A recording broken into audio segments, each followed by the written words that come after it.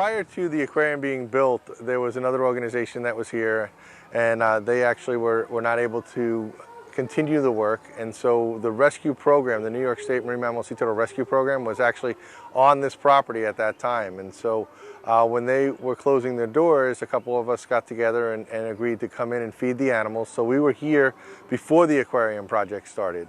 And then in dealing with the owners of the aquarium and people who wanted to help the rescue program, then they actually agreed that the program was a very valuable program and an important program for all of Long Island as well as downtown Riverhead.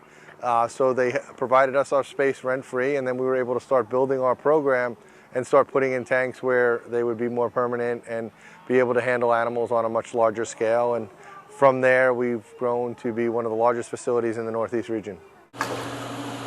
So what they do is they usually go in the water like you see now, and then you can see how active they are. That's why we have the tanks with just one animal in it. We're able to secure the animal in the net, and then they'll call up for the other tech to help lift the animal out.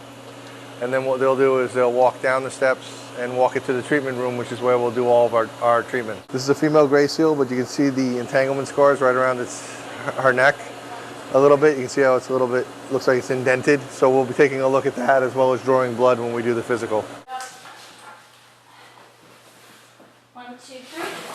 You notice that we have 3 people working on it. You can notice that one of our staff members has big leather gloves on, big bulky jacket to help protect them from when we restrain them, because we don't sedate these animals when we treat them. We basically allow them to stay wild, and so it makes it very difficult for us to work with them a lot of times. They do heal quite well, so what we try to do is document that process. Elika is actually weighed out the fish, and now she's putting the medication inside the fish, and she'll make sure that they're inserted deep into the fish so that when the seal eats the fish, it'll get its medication. What we want to do is keep every one of these animals as wild as possible, so we don't hand feed them.